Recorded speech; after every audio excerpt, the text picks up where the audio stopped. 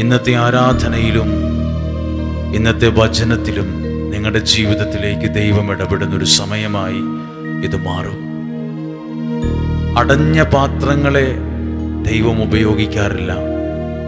ഉടഞ്ഞ പാത്രങ്ങളെയാണ് ദൈവം ഉപയോഗിക്കുക. എന്താണ് അടഞ്ഞ പാത്രവും ഉടഞ്ഞ പാത്രവും? ചിലർ പറയും, എനിക്കിതിൽ വിശ്വാസമില്ല, എനിക്കിതിനോട് താല്പര്യമില്ല, ഞാനിതൊന്നും ശ്രദ്ധിക്കുന്നില്ല. അതൊക്കെ അടഞ്ഞ പാത്രങ്ങളാണ്. അടഞ്ഞ പാത്രങ്ങളെ അല്ല ദൈവം പ്രയോജനപ്പെടുത്തിയത്, ഉടഞ്ഞ പാത്രങ്ങളെയാണ്. എന്താണ് ഉടഞ്ഞ പാത്രം? അത് പൊട്ടിപ്പോയത്, പാഴായിപ്പോയത്, ആർക്കും വേണ്ടാതായത്, അതൊക്കെയാണ് ഉടഞ്ഞ പാത്രങ്ങൾ. ഇന്ന് നന്നായിട്ടൊന്ന് പ്രാർത്ഥിക്കാൻ പോവുകയാണ്. ഇന്ന് നമ്മൾ പ്രാർത്ഥിക്കുമ്പോൾ നമുക്കൊരു നിമിഷം അടഞ്ഞ പാത്രങ്ങളായിട്ടിരിക്കാതെ, ജീവിതം സ്വപ്നങ്ങളൊക്കെ ഉടഞ്ഞതാണെങ്കിൽ, അല്ലെങ്കിൽ എവിടെയെങ്കിലുമൊക്കെ പാഴായിപ്പോയി നഷ്ടമായി എന്നൊക്കെ തോന്നുന്ന സാഹചര്യമാണെങ്കിൽ, ഇന്ന് ദിവ്യകാരുണ്യത്തിലേക്ക് അതെല്ലാം ഒന്ന് സമർപ്പിക്കുക. ഉടഞ്ഞ പാത്രങ്ങളെ ദൈവം പുതുക്കി പണിയും. അടഞ്ഞ പാത്രങ്ങളെ അല്ല, ഉടഞ്ഞ പാത്രങ്ങളെയാണ് ദൈവം പണിതുയർത്തിയിട്ടുള്ളത്. ഒരു നിമിഷം നമ്മുടെ ജീവിതമാകുന്ന ഉടഞ്ഞ പാത്രത്തെ, നമ്മുടെ കുടുംബമാകുന്ന ഉടഞ്ഞ സാഹചര്യത്തെ എല്ലാം പ്രതീക്ഷിച്ചതുപോലല്ല, പലതും ഉടഞ്ഞ് പൊട്ടി തകർന്ന് പല കഷ്ണങ്ങളായി മാറി. നമുക്കൊരു നിമിഷം ആ ജീവിതത്തെ ആയതുപോലെ തന്നെ ആയിരിക്കുന്ന അവസ്ഥയിൽ കൊടുത്ത് ഒന്ന് അല്പനേരം സ്തുതിച്ച് പ്രാർത്ഥിക്കുന്നു. ഹല്ലേലൂയ. കർത്താവേ, ഞങ്ങളെ തന്നെ സമർപ്പിക്കുന്നു, ഞങ്ങളെ തന്നെ സമർപ്പിക്കുന്നു. ഞങ്ങളെ ഏറ്റെടുക്കണമേ. ഞങ്ങൾ ഉടഞ്ഞ പാത്രങ്ങളാണ്. ഞങ്ങളുടെ ജീവിതവും അങ്ങനെയാണ്. ഞങ്ങളുടെ സാഹചര്യങ്ങൾ അതുപോലായിരുന്നു. ഞങ്ങളെ തന്നെ സമർപ്പിക്കുന്നു. ഈ ശുശ്രൂഷയുടെ സമയത്ത് അങ്ങ് സൗഖ്യത്തെ പകരണമേ, അങ്ങ് വിടുതലിനെ പകരണമേ, അങ്ങ് അഭിഷേകത്തെ പകരണമേ, അങ്ങ് കൃപയെ പകരണമേ, അങ്ങ് പുതുക്കി പണിയണമേ, ഞങ്ങളെ പുനരുദ്ധരിക്കണമേ. ആഴത്തിൽ എൻ്റെ ജീവിതത്തിൽ അങ്ങ് ഇടപെടണമേ. ആഴത്തിൽ എൻ്റെ ജീവിതത്തിൽ ഇടപെടണമേ. എൻ്റെ ജീവിതത്തിൽ, എൻ്റെ പ്രാർത്ഥനയിൽ അങ്ങ് ഇടപെടണമേ എന്ന് പ്രാർത്ഥിക്കുന്നു. പാഴായി പോയൊരു മൺപാത്രമാണ് ഞാൻ, നിന്റെ ആത്മാവിനാൽ എന്നെ മെനയണമേ എന്നാണ് ആ കുശവൻ തൻ കയ്യിലേകുന്നു എൻ്റെ ജീവിതമാകുന്ന പാത്രത്തെ. കുശവനാണ് മണ്ണ് കുഴച്ച് പാത്രങ്ങൾ ഉണ്ടാക്കുന്നത്, അതിനെ ഭംഗിയുള്ളതാക്കുന്നത്. വക്കുപൊട്ടിയതിനെയും ചളുങ്ങിയതിനെയും ശരിയാകാതെ പോയതിനെയൊക്കെ വീണ്ടും കൈകളിലെടുത്ത് ശരിയാക്കുന്ന, മണ്ണുകൊണ്ട് പാത്രമുണ്ടാക്കുന്ന വ്യക്തിയുടെ പേരാണ് കുശവൻ. ഇവിടെ ദൈവമാകുന്ന കുശവന്റെ മുമ്പിലാണ് നമ്മളും ഇരിക്കുന്നത്. നമ്മുടെ ജീവിതത്തിൽ പലതും ശരിയാകാതെ പോയി. ചിലതൊക്കെ വക്കുപൊട്ടിയും കോടിയും കുഴിഞ്ഞും ഒക്കെ അതിൻ്റെ കോലവും ഭംഗിയൊക്കെ പോയി. ഇപ്പോൾ നമ്മൾ പാട്ടുകാരൻ വിശ്വാസത്തിൽ പറയുകയാണ്, ആ കുശവൻ തൻ കയ്യിലേകുന്നു എൻ്റെ ജീവനെയും ജീവിതത്തെയും എൻ്റെ കുടുംബത്തെയും നിൻ്റെ കൈകൾ കൊണ്ടെന്നെ രൂപപ്പെടുത്തണമേ. ഒരു പാത്രം ഉണ്ടാക്കുമ്പോൾ ആ പാത്രത്തിൻ്റെ എല്ലാ സൈഡുകളിലും വശത്തും കുശവന്റെ കൈവിരലുകൾ കടന്നു പോകും. ആ പാത്രത്തെ മുഴുവൻ കടത്തിവിടും. ഇതുപോലെ ജീവിതത്തെ മുഴുവൻ ദൈവം പുതുക്കിപ്പണിയും. അതിന് പറ്റിയ ഒരു വചനം നമ്മൾ ഇന്ന് കേട്ടു. വിശുദ്ധ മർക്കോസിന്റെ സുവിശേഷത്തിൽ നമ്മൾ കണ്ട ഒരു വാക്യമുണ്ട്. 5-ാം അധ്യായത്തിൽ യേശു ആ സ്ഥലത്ത് വരുമ്പോൾ കല്ലറകൾക്കിടയിൽ കിടന്ന, അതായത് സിമിത്തേരിയിൽ മനുഷ്യനെ അടക്കം ചെയ്യുന്ന സ്ഥലത്ത് ഡേ ആൻഡ് നൈറ്റ്, രാവും പകലും താമസിച്ചുകൊണ്ടിരുന്ന, ആർക്കും വേണ്ടാതായ, ആരെക്കൊണ്ടും രക്ഷിക്കാൻ പറ്റില്ല എന്നും പറഞ്ഞ് തള്ളിക്കളഞ്ഞ, ശരിക്കും ആ വാക്യം വായിക്കുമ്പം ഈ പാട്ടുകാരൻ ഈ പാട്ടെഴുതിയത് ഈ മനുഷ്യനെ നോക്കിയിട്ടാണോ എന്ന് നമുക്കൊരു സംശയം തോന്നും. ആർക്കും വേണ്ടാത്ത, കൈകാലുകളിൽ ചെങ്ങലക്കിട്ട ആ വ്യക്തിയുടെ ചില സാഹചര്യത്തിൽ ശക്തിയിൽ അത് വലിച്ചു വരെ പൊട്ടിക്കും. ആളുകൾക്ക് ഭയമായിരുന്നു. നല്ലൊരു വീടൊക്കെ വെച്ച് വിവാഹമൊക്കെ കഴിച്ച് കുഞ്ഞുങ്ങളൊക്കെയായി സന്തോഷത്തോടെ ജീവിക്കേണ്ട ഒരു മനുഷ്യൻ കിടക്കുന്നത് കല്ലറകൾക്കിടയിലാണ്. ആരോരുമില്ലാതെ, പക്ഷേ അത്ഭുതപ്പെടുന്ന ഒരു കാര്യമുണ്ട്. അവനെ അന്വേഷിച്ച് ദൈവം അവിടെ ചെല്ലുന്നു. എന്തിനെന്നറിയാമോ? പാഴായിപ്പോയ ആ മനുഷ്യൻ ആ ജീവിതത്തെ ഭംഗിയുള്ളതാക്കാൻ. അവിടെ ആ വാക്യമൊക്കെ വായിക്കുമ്പോൾ അതിനകത്തൊരു വാക്കുണ്ട്, ആർക്കും അവനെ നിയന്ത്രിക്കാൻ കഴിഞ്ഞില്ല, ആരെക്കൊണ്ടും അവനെ ശരിയാക്കാൻ കഴിഞ്ഞില്ല. അതുകൊണ്ട് എല്ലാവരും ഉപേക്ഷിക്കപ്പെട്ട ഒരു ഭ്രാന്തൻ. പക്ഷെ അവനെ പോലും അന്വേഷിച്ചിറങ്ങിയ ഒരു ദൈവമാണ്. അങ്ങനെയെങ്കിൽ ആ ദൈവത്തിൻ്റെ കണ്ണുകൾ, ആ ദൈവം ഇന്ന് നിങ്ങളെ തേടി വരുന്ന ദിവസമാണ്. ആ ദൈവം നിങ്ങളുടെ അടുത്തേക്ക് വരുന്നത്, ആ ദൈവം നിങ്ങളുടെ അടുത്തേക്ക് വരുന്നത് നിങ്ങളുടെ ജീവനെയും ജീവിതത്തെയും വക്ക് പൊട്ടിയതും ചളുങ്ങിയതും ഭംഗിപോയതും പലതിൻ രൂപം മാറ്റം വന്നതൊക്കെ ആ കുശവൻ തൻ്റെ കൈകൾ കൊണ്ട് രൂപപ്പെടുത്തും. അങ്ങനെയെങ്കിൽ നിങ്ങളുടെ ജീവിതം ഒരുപക്ഷെ ഏതറ്റം വരെ തകർന്നു പോയൊന്നാകട്ടെ, ഏതു വിധത്തിൽ വീണുപോയൊന്നാകട്ടെ, ഏത് പാപത്തിൻ്റെ പടുകുഴിയിൽ കിടക്കുന്നൊരു നിലയിലായിക്കൊള്ളട്ടെ, ദൈവത്തിനത് വിഷയമല്ല. ദൈവത്തിന് ഇന്ന് നിങ്ങളെക്കുറിച്ചുള്ള പദ്ധതി ഇതാണ്, നിന്നെ ഇവിടുന്ന് രക്ഷിക്കണം, ഈ അവസ്ഥയിൽ നിന്ന് പുറത്തു കൊണ്ടുവരണം. ദൈവം നിന്റെ അടുത്ത് വരുന്നത് ആ അവസ്ഥയിൽ തന്നെ നീ തുടർന്നോളാൻ പറയാനല്ല, ഈ അവസ്ഥയിൽ നിന്ന് നിന്നെ പുറത്തു കൊണ്ടുവരാനാണ്.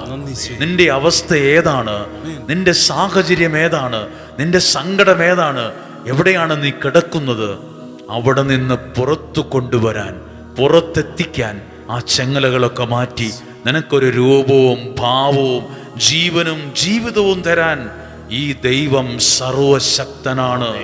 ഈ ദൈവത്തിനത് സാധ്യമാണ്.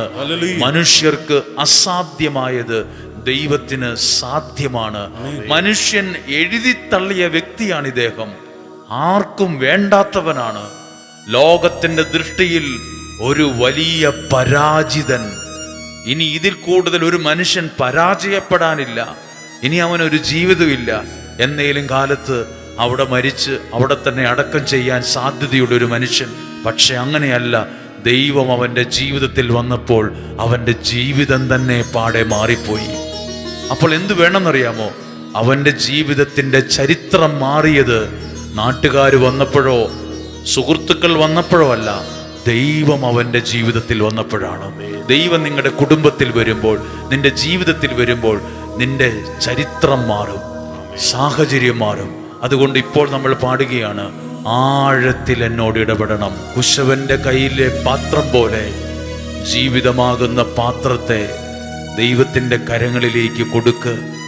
വക്ക് പൊട്ടിയതോ ചളുങ്ങിയതോ തകർന്നതോ വീണതോ പൊട്ടിപ്പോയതോ എന്തുമാകട്ടെ, ആ കുശവൻ ഇന്ന് നിന്റെ കുടുംബത്തെ, സ്വപ്നങ്ങളെ കൈകളിലെടുത്തിട്ട്, പാഴായിപ്പോയി. ഒരു മനുഷ്യൻ എന്നോട് വേദനയിൽ പറഞ്ഞൊരു വാക്കുണ്ട്, എൻ്റേത് ഒരു പാഴ് ജന്മമാണ്, എന്നെ ആർക്കും വേണ്ട, എൻ്റെ വീട്ടുകാർക്ക് ഞാനൊരു പാഴായിപ്പോയൊരു, ഞാൻ ജനിക്കണ്ടായിരുന്നു, എനിക്ക് ജീവിക്കണ്ട, ഇങ്ങനൊക്കെ പറഞ്ഞ ആളുകളുണ്ട്. അതൊക്കെ ഈ വാട്ടിൻ്റെ വരികളോട്, പാഴായിപ്പോയൊരു ജീവിതത്തെ അങ്ങനെയൊന്ന് പറഞ്ഞ് വിഷമിച്ചിരിക്കരുത്. ഈ ദിവസം നിന്റെ സൗഖ്യത്തിൻ്റെ ദിവസമാണ്. നീ ഒന്ന് പ്രാർത്ഥിക്കുക, നിങ്ങളൊന്ന് പ്രാർത്ഥിക്കുക. നിങ്ങളെ സ്വർഗം കാണുന്ന സമയമാണ്. എന്നിട്ട് ഈ പാട്ടിൻ്റെ വരികൾ ശ്രദ്ധിക്കുക. അതായത് സെമിത്തേരിയിൽ കിടന്ന, കല്ലറകൾക്കിടയിൽ കിടന്ന, ശവകുടീരങ്ങൾക്കിടയിൽ കിടന്ന ഒരു മനുഷ്യനെ ദൈവത്തിന് ഇങ്ങനൊക്കെ പുതുക്കിപ്പണിയാമെങ്കിൽ ഇത്രയൊന്നും നിങ്ങൾ ആരും തകർന്നിട്ടില്ല, ഇത്രയൊന്നും നിങ്ങൾ ആരും വീണുപോയിട്ടുമില്ല, ഇത്രയൊന്നും നിങ്ങൾ ആരും പരാജയപ്പെട്ടിട്ടുമില്ല. ഇതിനേക്കാളൊക്കെ മുകളിലാണ് നമ്മളൊക്കെ. അപ്പോൾ ദൈവത്തിന് എളുപ്പമാണ് നമ്മളെ പുതുക്കിപ്പണിയാൻ. ഈ മനുഷ്യനെ ഇങ്ങനെയൊക്കെ പറ്റുമെങ്കിൽ നമ്മൾ എത്ര അധികമായി. ഈ ആരാധനയുടെ സമയത്ത് നിങ്ങളുടെ ജീവിതം എവിടെയെങ്കിലുമൊക്കെ ഇതുപോലെ ഒരു വിഷമത്തിലാണെങ്കിൽ ഒരു നിമിഷം നിങ്ങളത് സമർപ്പിച്ച് ഈ ദിവ്യകാരുണ്യത്തിലേക്ക് സമർപ്പിക്കുക. പാഴായിപ്പോയൊരു പാത്രം പോലെ കുടുംബജീവിതമാകാം, എൻ്റെ വിദ്യാഭ്യാസമാകാം, എൻ്റെ ജോലി മേഖലയാകാം, എൻ്റെ ബന്ധങ്ങളാകാം, എൻ്റെ ഇടപാടുകളാകാം, എൻ്റെ ബിസിനസ്സാകാം, എൻ്റെ ആത്മീയ ജീവിതമാകാം, എൻ്റെ ഭൗതിക മണ്ഡലമാകാം, അവനവൻ്റെ ശരീരം ചിലപ്പോൾ ഈ ഒരു രീതിയിലാകാം. എന്തു ആകട്ടെ, പാഴായിപ്പോയി എന്നും പറഞ്ഞ് സ്വയം ശപിക്കാതെ, അവനെ തന്നെ കുറ്റപ്പെടുത്താതെ ദൈവത്തിൻ്റെ സന്നിധിയിലേക്ക് കൊടുത്താൽ നിന്റെ ജീവിതത്തെ ദൈവം പുതുക്കി പണിയും. ജീവിതത്തെ ദൈവം വീണ്ടും പുതിയതാക്കും, പുതിയത് നൽകും, പുതിയ ജീവിതം തരും, പുതിയ ഭാവി തരും, പുതിയ സ്വപ്നങ്ങൾ തരും. ഞാൻ ചോദിക്കട്ടെ, അന്നത്തെ കാലത്ത് ഇവനൊരു നല്ല ജീവിതം ഉണ്ടാകുന്ന ആ കാലഘട്ടത്തിൽ ജീവിച്ച ഇവനെ അറിയുന്ന ആരെങ്കിലും വെറുതെയും ചിന്തിച്ചു കാണോ? ഇനി വേണ്ട, സ്വപ്നത്തിൽ പോലും ചിന്തിക്കാൻ പറ്റുമോ ഈ ശവകുടീരത്തിൽ കിടക്കുന്ന ഇവന് നല്ലൊരു ഭാവി ഉണ്ടാവും, നല്ലൊരു ജീവിതം ഉണ്ടാവും, ഇവൻ അഭിമാനിക്കത്തക്ക വിധം തല ഉയർത്തി നിൽക്കുമെന്ന്? അവൻ്റെ ജീവിതം ആ ഒരു ഏരിയയിൽ തീരുമെന്നാണ് വിചാരിച്ചത്. പക്ഷെ ദൈവം അവൻ്റെ ചരിത്രം മാറ്റി. ഇതൊന്നും ഒരിക്കലും വെറുതെ പോലും സ്വപ്നം കാണാൻ പറ്റാത്ത ഒരു കാര്യമാണ് ഇവൻ്റെ ജീവിതത്തിൽ സംഭവിച്ചത്. അതുകൊണ്ട് നിങ്ങൾ വിധി എഴുതരുത്, ഇതെൻ്റെ അവസാനമാണ്, ഇവിടെ കൊണ്ട് ഞാൻ തീരത്തേ ഉള്ളൂ, ഞാൻ ഇങ്ങനെ ജീവിച്ചങ്ങ് മരിക്കും, ഇങ്ങനെയൊന്നും പറയരുത്. അതൊക്കെ ദൈവത്തിന് പോലും ഇഷ്ടമല്ല നിങ്ങളങ്ങനെ സംസാരിക്കുന്നത്. നിങ്ങളെ ദൈവത്തിന് പുതുക്കി പണിയാൻ ഇഷ്ടമാണ്. അതിന് വേണ്ടൊരു കാര്യം കൈയും കെട്ടിയിരിക്കുകയല്ല, വരുന്നിടത്ത് വെച്ച് കാണാമെന്ന മനോനിലയുമല്ല. ദൈവസന്നിധിയിൽ ഒരല്പം വിശ്വാസത്തോടെ ജീവിതത്തെ കൊടുക്ക്. കുറച്ചൊക്കെ ഒന്ന് പ്രാർത്ഥിക്കുക. ഒത്തിരി ഒന്നും പറ്റിയില്ലേലും പറ്റും പോലെങ്കിലും ഒന്ന് പ്രാർത്ഥിക്കുക. പറ്റും പോലെയൊക്കെ ഒന്ന് പാട്. എനിക്ക് ഈ പാട്ട് അറിയില്ല എന്നും പറഞ്ഞിരിക്കാതെ അറിയാവുന്ന പോലെ പാട്, പറ്റുന്ന പോലെ പ്രാർത്ഥിക്കുക. കുറച്ചേ പ്രാർത്ഥിക്കാൻ പറ്റുള്ളൂ, അത്രയേലും പ്രാർത്ഥിക്കുക. ആ ദൈവം നിന്നെ പുതുക്കി പണിയും. അത് ദൈവത്തിന് സാധ്യമാണ്. ദൈവം അത്ഭുതങ്ങളെ ചെയ്യും. ഒരിക്കൽ കൂടി ആ പാട്ട് പാടി ആരാധനയുടെ സമാപന സമയത്തേക്ക് നമ്മൾ വരികയാണ്. പാഴായി പോയ ഇത് പാടുമ്പോൾ ഹൃദയം കൊണ്ട് പാടണം. വെറും ശബ്ദം കൊണ്ടും തൊണ്ട കൊണ്ടും മാത്രമല്ല, ഹൃദയം കൊണ്ട്. അപ്പോൾ ദൈവത്തിൻ്റെ കൈവിരലുകൾ നമ്മുടെ ജീവിതത്തിൻ്റെ നിയോഗത്തിൻ്റെ മേൽ ചലിക്കുന്നത് ആത്മാവിൽ അറിയാൻ പറ്റും. ദൈവത്തിൻ്റെ കൈവിരലുകൾ എൻ്റെ ജീവിതത്തിൽ ഇടപെടുന്നത് എനിക്ക് ഫീൽ ചെയ്യും, എക്സ്പീരിയൻസ് ചെയ്യാൻ പറ്റും. അത് ദൈവാനുഭവമാണ്. നല്ലൊരു ദൈവാനുഭവം ഈ ദിവസം നിങ്ങൾക്കുണ്ടാകും. നിങ്ങളെ ഇങ്ങനെ ഈ ആരാധനയിൽ പങ്കെടുക്കുമ്പോൾ എനിക്ക് നിങ്ങളെ കാണാൻ കഴിയില്ലെങ്കിലും ദൈവം നിങ്ങളെ കാണുന്നുണ്ട്. ഈ മർക്കോസിന്റെ സുവിശേഷത്തിലെ 5-ാം അധ്യായത്തിൽ 3 കാര്യങ്ങളുണ്ട്. ശവകുടീരങ്ങൾക്കിടയിൽ കിടന്ന ഈ മനുഷ്യനെ അന്വേഷിച്ചിറങ്ങിച്ചെന്നൊരു ദൈവം. അവനെ കണ്ടപ്പോൾ പെട്ടെന്ന് അവനെ വിട്ടുപോകുന്നൊരു ദൈവത്തെ അല്ല, അവനെ ഏറ്റെടുക്കുന്നു, അവൻ്റെ കാര്യത്തിൽ ഇടപെടുന്നു, അവൻ്റെ പ്രശ്നങ്ങൾ പരിഹരിക്കുന്നു. 3 കാര്യങ്ങൾ, 3 മെഗാ കാര്യങ്ങൾ സംഭവിച്ചിട്ടുണ്ട്. നമ്മൾ പറയില്ലേ, വലിയ മെഗാ കാര്യമാണെന്ന്. വലിയ കാര്യങ്ങൾ സംഭവിച്ചിട്ടുണ്ട്. അവനെ ഏറ്റെടുക്കാനൊന്നും ഒരു മനുഷ്യക്കുഞ്ഞു പോലും ആ നാട്ടിലില്ലായിരുന്നു. അവനെ ഏറ്റെടുക്കുന്നു, അവൻ്റെ പ്രശ്നത്തിൽ ഇടപെടുന്നു, ആ പ്രശ്നം പരിഹരിക്കുന്നു. നിയോഗത്തോടെ പങ്കെടുക്കുന്ന നിങ്ങളുടെ ജീവിതത്തിലും ഈ 3 കാര്യങ്ങൾ, നിങ്ങൾ സമർപ്പിച്ച നിയോഗങ്ങളെ ഈശോ ഏറ്റെടുക്കുന്നു, ആ വിഷയത്തിൽ ഇടപെടുന്നു, ആ പ്രതിസന്ധികൾ പരിഹരിക്കുന്നു. ഒന്ന് മനസ്സിൽ പറ, എൻ്റെ പ്രാർത്ഥനകളെ ദൈവം ഏറ്റെടുക്കും, എൻ്റെ വിഷയങ്ങളെ ദൈവം ആ വിഷയത്തിൽ ഇടപെടും, അത് പരിഹരിക്കും. എൻ്റെ ദൈവം എൻ്റെ ജീവിതത്തെ ഏറ്റെടുക്കും, ആ ഒരു വിഷയത്തിൽ ഇടപെടും, ആ ഒരു പ്രതിസന്ധിയെ പരിഹരിക്കും. ആർക്കും ചെയ്യാൻ സാധിക്കാത്തത് ദൈവത്തിന് നിന്റെ ജീവിതത്തിൽ ചെയ്തു തരുവാൻ സാധിക്കും. അങ്ങനെയെങ്കിൽ ഒരിക്കൽ കൂടി കരങ്ങളെ ഉയർത്തിപ്പിടിച്ച് നമ്മളെല്ലാവരും ഒന്ന് പ്രാർത്ഥിക്കുന്നു. രാവിലെയാകാം, ഉച്ചയ്ക്കാകാം, വൈകുന്നേരമാകാം, ഏതോ ഒരു സമയത്ത് നിങ്ങളിത് കേൾക്കുകയാണ്. ഇത് കേൾക്കുമ്പോൾ മറക്കാനാകാത്തൊരു സമയം ജീവിതത്തിൻ്റെ പുസ്തകത്തിൽ രേഖപ്പെടുത്തുകയാണ്. ദൈവൻ്റെ പ്രശ്നങ്ങളെ പരിഹരിച്ച സമയം, ദൈവൻ്റെ ജീവിതത്തിൽ ഇടപെട്ട സമയം, എന്നെ ദൈവം അനുഗ്രഹിച്ച സമയം.